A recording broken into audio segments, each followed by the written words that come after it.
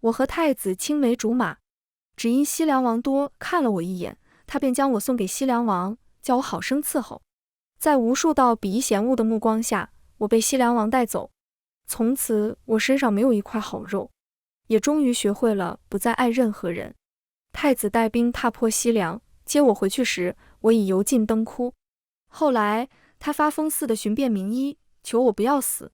大家好，欢迎收看皮皮听书，我是晋国郡主，和亲西凉3年。晋国大军直捣西凉王庭，西凉覆灭。我被陈将军从一群奴隶里请了出来。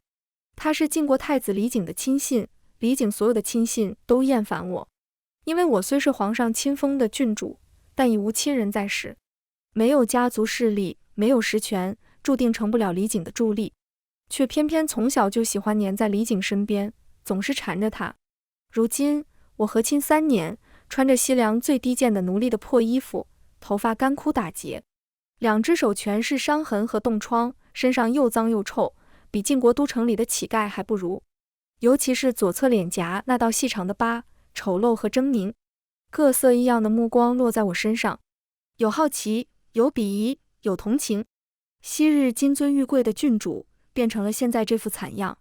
而我两眼空洞无神，心如死水，仿佛行尸走肉一般，按照陈将军的指令迈着脚步。我的这双脚，脚底板全是脓疮，每走一步都是钻心的疼。但是不要紧，反正我也活不长了，只要再坚持坚持，争取活着回到故乡，最后再祭拜一次爹娘就行。没了爹娘的孤女，即使是忠烈遗孤，即使被皇上封为郡主，也是根草。李景可以把我送给西凉王，西凉王可以随意打骂我，可以让所有西凉人都欺辱我。我被陈将军带到西凉王的大殿，走过来的一路上都能看见倒在血泊里的西凉人，唯独这里没有。但是地上、墙上、柱子上全是斑驳的血迹，无不昭示着这里也发生过惨烈的厮杀。李景身穿金色盔甲，高坐在大殿上，剑眉星眸，凤表龙姿，比3年前的他更加风神俊朗，威风凛凛了。而我在这3年里承受着西凉王的虐待，被毒打，被关战笼。西凉王宫任何一人见了我，都可以肆意凌虐，我早就被折磨得没有人样了。我跪伏在地，拜见太子殿下。他的目光落在我身上，好一会儿才说：“免礼。”谢太子殿下。我规规矩矩的行礼，低着头站在一侧，听候吩咐。良久，他才说：“抬起头来。”我忐忑的抬头，撞进他不耐烦的眸子里。他愣了一愣，错愕地盯着我的脸：“你脸上的疤是怎么回事？”回殿下的话，是被西凉王的一个宠姬拿刀划的。起初那些人顾及我是和亲来的晋国郡主，还不敢对我下手，直到西凉王当众扇了我一个耳光，把我踹倒在地，骂我是个肮脏下贱的东西。先是他的宠姬，然后是其他有些地位的人，最后是所有西凉人都可以随意打骂我。而西凉王敢这么对我，是因为他发现只要我还有一口气，晋国就不会有人过问，除非我死了，晋国才有可能以此为借口征讨西凉。所以这3年里，我受尽折磨，但活了下来。晋国郡主和亲西凉，却没有哪里是我的国，我的家。我从小在晋国皇宫长大，和太子李景青梅竹马，我以为我们至少是有些情分的，可他却把我送给西凉王，亲手把我推进了地狱。如今再见到他，我再也不敢像从前那样放肆了。李景弗然不悦道：“郑清宁，你怎么到了哪里都不安生，非要争宠？”争宠？他以为我是跟西凉王的女人争宠，所以才落得个毁容的下场，落到今日这地步。我该解释吗？殿下，清宁没。算了，西凉已灭，之前的事都过去了。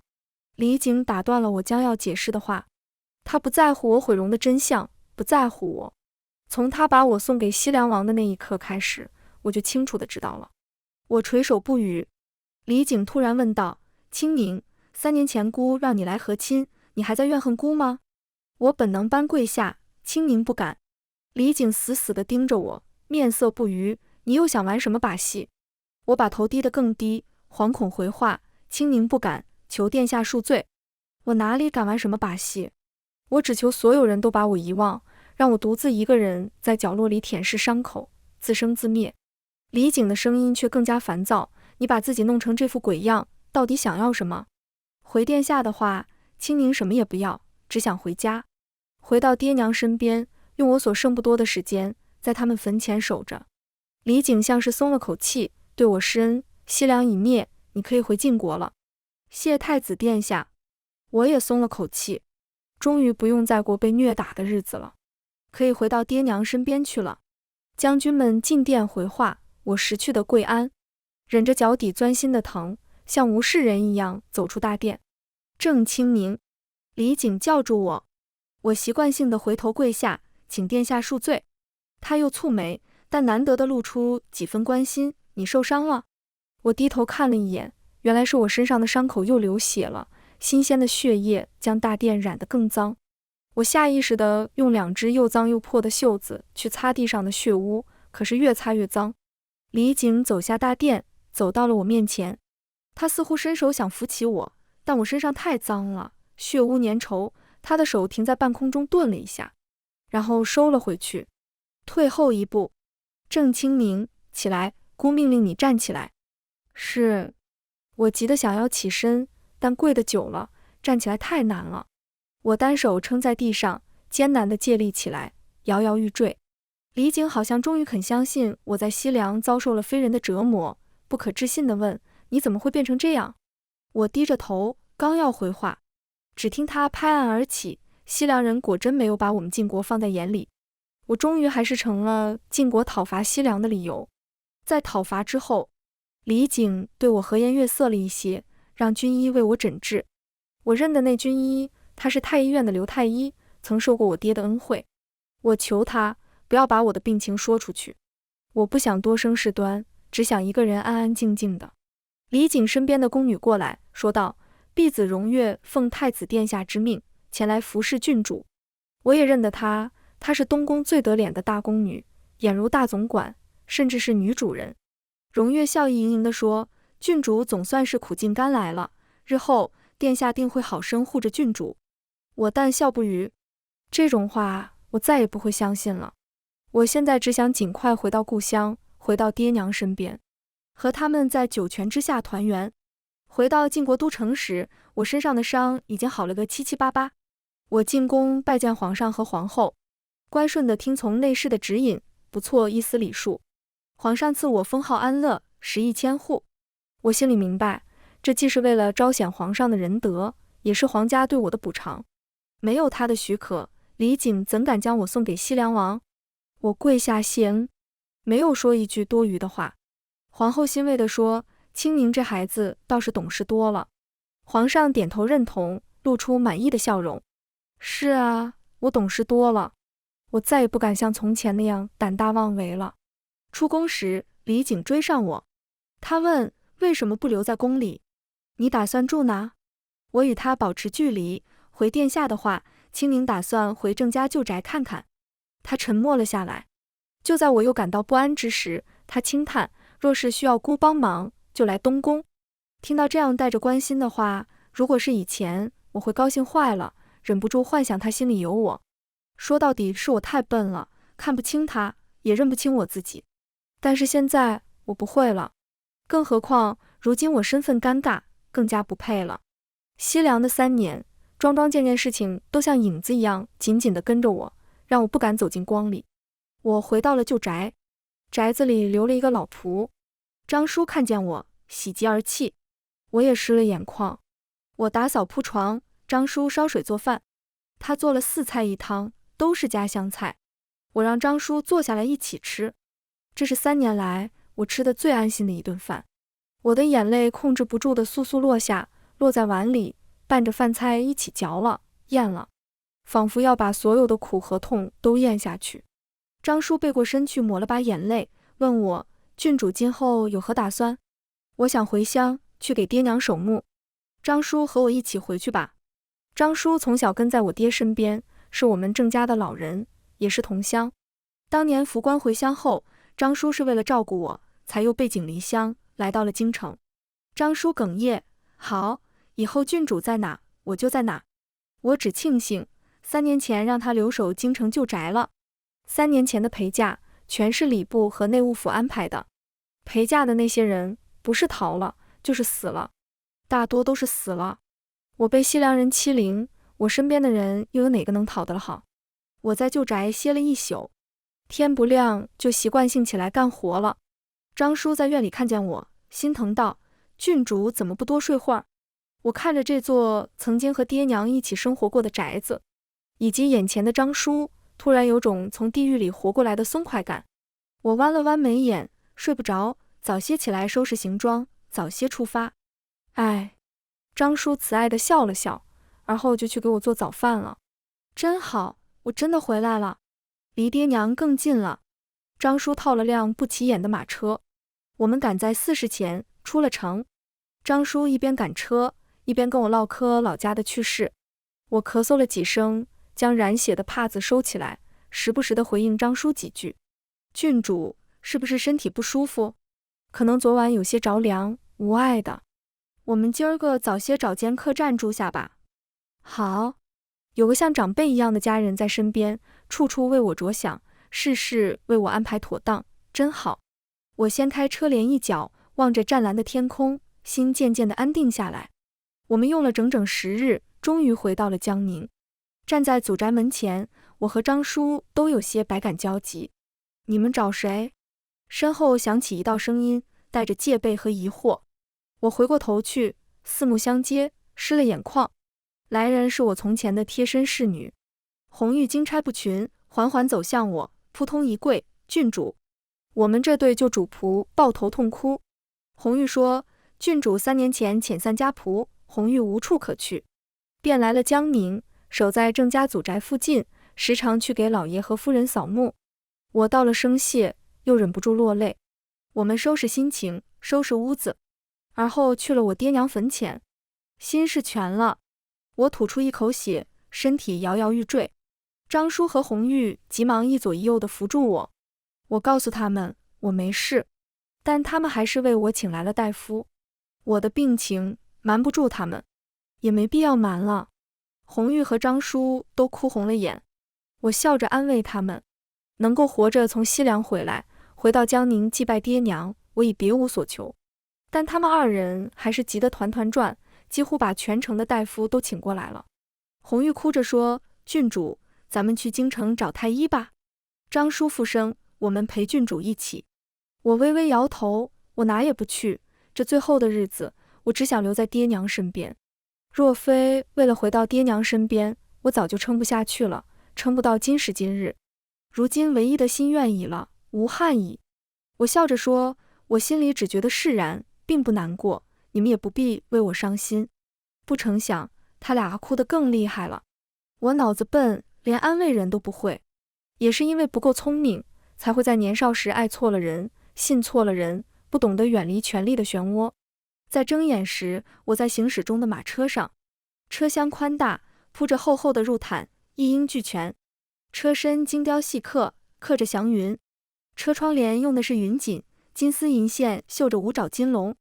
这是东宫的马车，我心里不禁咯噔一下。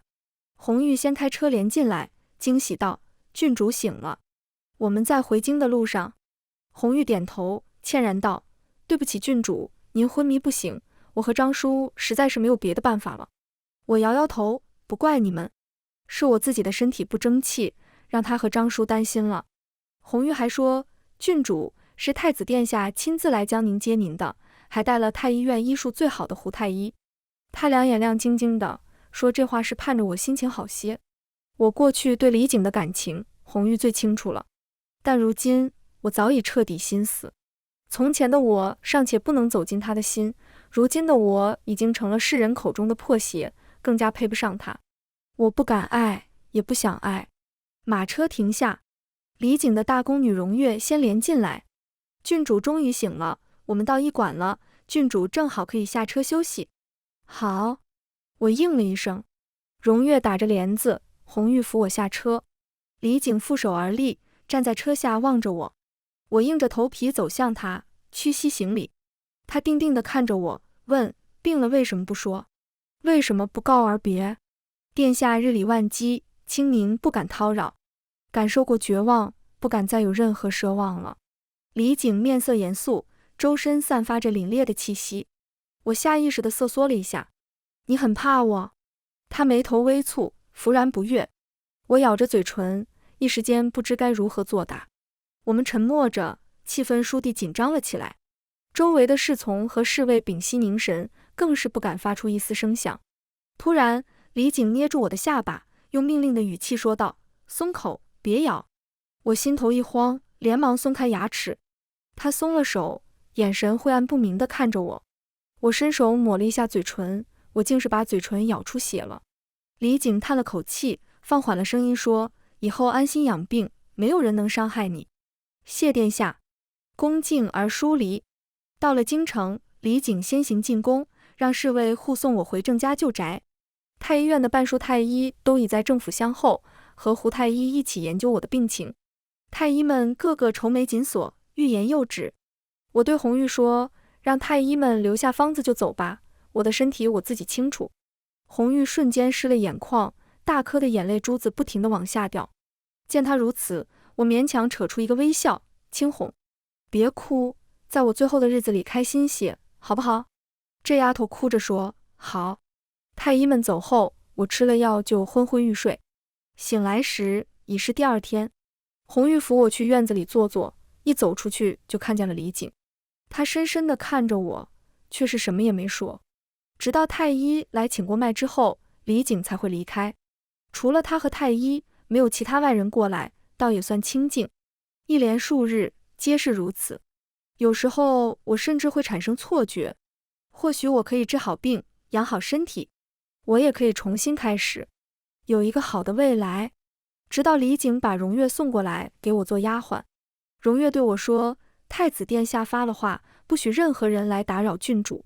殿下对郡主用心良苦，用情至深。”我瞥了他一眼，没有回应。我是病了，不是傻了。李景亲自送他过来，他恋恋不舍地送他离开。就连李景出征时，他也随侍在旁。把这样一个宫女送到我身边，说是为了更好地照顾我，谁会信？我打发荣月出去后，叮嘱红玉仔细提防着荣月。我已时日无多，我不担心自己，只担心红玉和张叔受到牵连。我这清冷的府邸，意外地迎来了一位娇客，丞相千金沈之婉前来探病。可是从前除了在几次宴会上见过，我与她并无交集。沈之婉温温柔柔地说：“听说郡主病了，我过来看看，陪郡主说说话。”我点点头，不动声色地观察着她。她悄悄地用眼神示意我平退左右。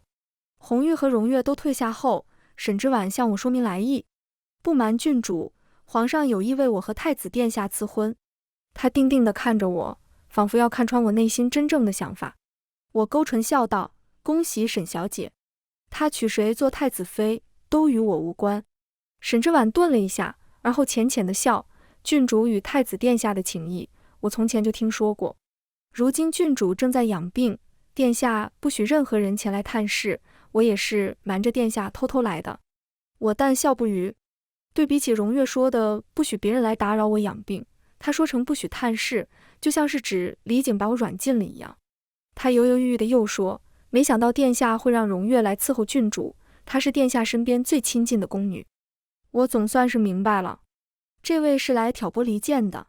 而李景把荣月放在我身边，是为了保护荣月，将霍水东引至我这里。我已是将死之人，死之前还要被他利用着保护他的房里人。沈小姐误会了，我身边有红玉伺候，荣月姑娘不过是在我府里暂住几日，待我病好些，便会重返江宁。也不知道今后还能不能有机会与沈小姐再相见。话落，沈之婉眉眼舒展，才算是真正的对我松了口气。荣月死了，溺死在政府后花园的荷塘里，一尸两命。李景像发了疯一样掐着我的脖子质问我：“你真是一点都没变，还是这么恶毒，竟敢杀了姑的孩子。姑就应该让你死在西凉。”我被掐得喘不过气来，手脚挣扎，眼尾沁出泪珠。红玉冲进来，不顾后果的去掰李景的手。李景终于松了手，一脚踹开红玉：“来人，把这个丫鬟拖出去杖毙！”我急得去拽李景的袖子，祈求道：殿下，红玉护主心切，无心冒犯，求殿下宽恕他。李景将我拖拽到地上，大发雷霆。他暴怒的样子让我蓦地想起了西凉王。我双手抱头，蜷缩在地上，整个人不停地颤抖着，恐惧侵袭了全身。李景震惊地看着我，倒是渐渐地平息了怒气。郑清宁，你怎么了？我也渐渐地回过神来。西凉已灭，我已身处晋国，为了红玉，为了我身边的人，同样的困境，我想求个公道，求得一线生机，请殿下派遣办案经验丰富之人，彻查荣月溺毙的真相。李景冷嗤道：郑清宁，你又在姑面前耍这种小把戏。清宁相信，所有行迹都会留下蛛丝马迹，只要彻查，就会真相大白。李景一言不发，阴晴不定地看着我。我匍匐在他脚下，再次祈求，求殿下放过红玉，她只是一个小丫鬟。李景终于松了口，停了杖责。红玉被打得奄奄一息，我边哭边为她上药，她虚弱地安慰我。到了后半夜，红玉全身开始发烫，我急得连忙让张叔去请大夫。然而李景派了侍卫守在门外，不许我们出府。我和张叔苦苦哀求，侍卫终于肯去禀报一声。等到大夫过来时，红玉已经回天乏术。红玉死后，我一个人坐在屋里，不哭不闹，像活死人一样。唯有张叔劝我进食时，我才会吃上几口，有点活着的样子。李景来过一次，看了我一眼，便转身离去。当天，刘太医一瘸一拐地走到了我面前。他是征伐西凉时的随军军医，从西凉回来的一路上为我诊治，为我隐瞒病情。我先是睁大眼睛，而后鼻头一酸，泪眼盈眶。是我害了您，我错了，我不该让您替我隐瞒。不是郡主的错，是下官没干好差事，才被打断了腿。刘太医对我露出慈爱的笑，像长辈一样。我自责痛哭，可为时已晚。我害了刘太医，害了红玉，真正该断腿、该死的人是我。我哭得撕心裂肺。刘太医也哽咽了。郡主，请一定要好好活下去，为了下官，为了您府里的那位老仆。我听懂了，如果我死了，会有人让他们给我陪葬。我还不能死，我依旧被软禁着。李景安排了2名新侍女过来，看守的侍卫也换了一批人。我静下心来养病，就当是有人替我看门了。我还需要再活些时日，活到为红玉讨回一个公道，带她回乡。在悉心调养下，我的身体状况终于有了些好转。李景再次踏进政府，已是1个月后。他眉眼舒展，语气温和：清宁，荣月的事情已经查清楚了，是沈之婉买通了我留在政府的侍卫，杀了荣月，嫁祸于你。他脸上的表情云淡风轻，仿佛在说无关紧要之事。你的气色好了许多，过几日是母后的千秋节，你也可以进宫祝寿。我垂下眼帘，是。李景轻叹：你还在怨我，我也是没办法才软禁你的。沈相权势滔天，沈之婉要对你下手，我必须先稳住他们。殿下，清宁都明白。我终于都明白了。他给沈之婉设了个圈套，我和荣月都是他的棋子，所有的事情都在他的掌控中。3年前牺牲我，3年后牺牲荣月和他腹中孩，为的都是他的大计。可是我不会再靠近他了，他这种人不配被爱。我不想再次被牺牲，更不想让红玉死得那么冤。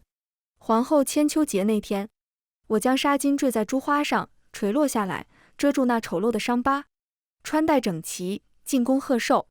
我一出现，各色各样的目光就都看了过来，不论是鄙夷还是探究，似乎都对我唯恐避之不及。我深吸口气，走向属于我的席位。我是安乐郡主郑清明。与我席位相邻的小公主眉眼弯弯地说：郑姐姐，我是明熙，你还记得我吗？清明见过公主。公主粉雕玉琢，娇俏可爱，怎会不记得？小公主的生母梅妃娘娘当年也是位风华绝代的美人，可惜红颜薄命，已经香消玉殒。小公主深受皇上宠爱，连皇后都对她有所顾忌。席间莺莺燕燕，百花齐放，有贵女为皇上皇后献艺，抚琴一曲，获得满堂喝彩。皇后看向我，笑盈盈道：“安乐的琴艺也是极好的，不妨也奏一曲。”皇后此刻点我，绝非善意。我咳了一声，踉跄着起身行礼。这时李景开了口：“禀父皇母后，安乐病重未愈，太医说过，不宜劳心劳力，不如等他身子好些后，再为父皇母后抚琴。”皇上准了。皇后又叹说：“安乐这孩子甚是可怜，孤身一人，没个亲人在旁照顾。皇上，不如给安乐只装婚事。”顿时，在场许多人都目光躲闪，生怕被皇上点到，不得不让我进他们家门。余光里，我看见李景眉目阴郁，脸色发沉。他在生气，可是他有什么好气的呢？难道是怕我二婚，嫁到某个权贵家，影响他的大业？我低头掩下一抹嗤笑。在皇上出生后，我凄凄惨惨地上前回话：“禀皇上皇后，安乐重病未愈，不知几时才能康复，不想牵累他人。皇上安抚我，赏我人参等名贵药材，叫我安心养病。”李景松了口气。皇后看我的目光冷了几分。次日，小公主穿着一身太监服出现在正府，她笑盈盈道：“郑姐姐，我来看你。”我先是惊讶了一瞬，而后支开那2名侍女。小公主依旧扬着天真的笑：“郑姐姐身边这2个侍女是太子哥哥安排的吧？比起红玉姑娘如何？”这话不仅戳我痛处，还有着挑拨离间的味道。皇室中人没一个是简单的。我捏紧了手，心中戒备，面上微笑，各有千秋，不宜相比。郑姐姐，我来看你的事情，太子哥哥很快就会知道了。咱们长话短说。她收起笑容，半眯着眸子。我正色道：“公主请说。郑姐姐对太子哥哥情根深重，但他不爱你。3年前送你和亲，3年后又利用你保护荣月。太子哥哥这一招祸水东引，用的真是妙。若不是沈之婉得知了荣月怀孕，死的那个人就是你。在他心里，郑姐姐自始至终都是随时可以被牺牲的。如果是从前我还爱着李景的时候，小公主的话字字句句都是戳我的心，因为我知道她说的是事实。但现在我已经放下了这段感情，学会了不再爱她。我可以理智地思考当前的局势以及小公主的目的。小公主说，她母妃当年死得蹊跷，她找到了一个人证，可以证明是皇后害死了梅妃。然而，仅仅是一个人的证言，远远不足以扳倒皇后。小公主说，郑姐姐3年西凉，受尽苦楚，带着一身病痛归尽，好不容易回来了，连身边最亲近的丫鬟都保不住。你不恨吗？不想为自己和红玉姑娘讨回公道吗？我明白了她的意思，她希望我和她联手复仇。可是我能做什么呢？我识人不清，什么也不懂。我就是一朵养在后宅的菟丝花，能苟活至今日，已是侥幸。我能做的，无非就是给李景下个药，趁他不注意之时捅把刀子。但我若是杀了他，和他同归于尽，不仅张叔活不了，还会有许多无辜之人受到牵连。我不能那么冲动，不能不计后果。公主，储君安危，关乎社稷。小公主扑哧一笑，郑姐姐误会了。郑姐姐从小就在太子哥哥面前乖顺听话，事事都在太子哥哥的掌控下。前些时日，郑姐姐不告而别，回了祖籍，太子哥哥的脸上阴云密布，几乎所有人都认为太子哥哥很在乎你。其实不是的，只是因为你脱离了他的掌控，他不喜欢那种感觉。这是郑姐姐的悲哀，也是你的优势。我今日来此，你突然多了我这么个说话的人，也是脱离他的掌控，郑姐姐当好生利用。她紧紧地盯着我，眼神凌人。郑姐姐，我能理解你的善良和大局观，可是你扪心自问，你真的能原谅太子哥哥吗？我直视着他的眼睛，良久，才徐徐说道：“不能。李景为了大业，选择利用我，牺牲我，我都认了。可是他不该杀死红玉。红玉和张叔是我在这世间最后的一点留恋和温暖，我不能原谅他。”李景行色匆匆地过来时，小公主刚刚离开。他慢慢走向我，眸底晦暗不明。青宁，你何时跟明熙那么亲近了？我不喜欢。他只是来探病。我仔细观察着她。小公主年纪虽小，看人却是极准，字字珠玑。李景从来都不爱我，他只是不喜欢我脱离他的掌控，所以我要忤逆他。殿下，清明肯定会有亲近的姐妹，将来若是再嫁，还会有更亲密的夫婿。话落，李景蹙紧了眉头，赫然而怒：清明，别惹我生气。我湿了眼眶，昨日皇后娘娘已当众提出要为我择一门婚事。殿下，清明只要活着，迟早还会再嫁。李景熄了怒火，轻哄：别担心，母后那边我自会处理，你只要安心养病就好。我乖巧地点头答应。李景满意了，连续数日都来看我，但逗留的时间越来越短，眉眼间隐隐的烦忧越来越浓。刘太医为我诊脉时，悄悄告诉我李景被弹劾了。我不知道朝中具体发生了什么，也不想问，以我的脑子问了也听不明白。我只要努力再多活几日，活到亲眼看见李景遭报应为止。刘太医露出欣慰的笑，郡主终于通透了。我醒着的时间越来越短，有时候一睡就是整个昼夜。侍女为我喝药后，我挥退她，对刘太医问道：我还有几日？刘太医低着头啜泣，没有回答我。我不懂医药，可仔细回想起来，那药的苦味变了。我沉吟了片刻，轻叹道：我能活到今天，全靠刘太医。刘太医想要收回我这条命，我不怪你。果然，我说完，他就把头磕到地上，痛哭流涕。郡主，下官对不住您。是皇后娘娘，还是明熹公主？是公主，她拿下官一家老小的性命威胁下官，下官不得不从。刘太医哭得撕心裂肺。张叔突然冲了进来，一把揪起刘太医，一拳打了过去。刘太医就那么任他打着，直到我出声，张叔才停手。张叔红着眼对刘太医说：你给郡主下了药，你一定有办法救郡主。刘太医声泪俱下，无药可解。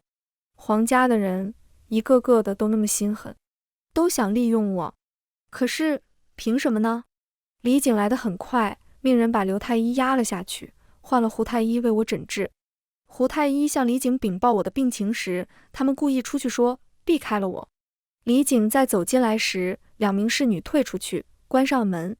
他依然宽慰我，别担心，好好养病，会治好的。我闭了闭眼，说道：殿下，是清明太没用了。从前一意孤行的喜欢你，现在又轻信了明熹公主，被你们利用，是我活该。别这么说自己。李景的声音有些哽咽。我会让人发布榜文，遍寻名医，一定能治好你。我闭上眼，回顾短暂的一生，唯有爹娘在世时，我的身边充满了爱。李景离开后，我对张叔说：等我死了，把我和红玉死的骨灰一起带回江宁，安葬在我爹娘旁边。张叔哭得老泪纵横。朝堂上天翻地覆，李景不顾后果地打压对手。小公主太心急了，急着对我下手，逼急了李景。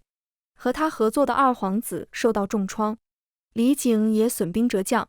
这些消息是侍女主动告诉我的。我吃药后穿戴整齐，进宫面圣。皇上和蔼可亲，说出的话却是暗含杀机。安乐，你学聪明了。我猜对了。这些年，李景锋芒毕露，多数朝臣依附于他。攻下西凉之后，更是功高震主。皇上与他虽是父子关系，可到底也是君臣。皇上也会忌惮他。我跪在地上，先祖与先父一生忠君爱国，安乐幼时耳濡目染，只知效忠皇上。你想求什么？求皇上庇护家中老仆，允许他带着安乐的骨灰回到祖籍。皇上紧紧地盯着我，金口一开：好，朕答应你。我磕头谢恩。蠢了十几年，怂了十几年。生命结束之前，我想为自己和红玉讨回一个公道。李景饮下我递过去的茶，灿然一笑：清明能死在你手里，和你共赴黄泉也好。从我进宫面圣开始，不对，应该是从侍女主动告诉我朝廷之事时，他就预料到了。他给我机会，让我向他寻仇。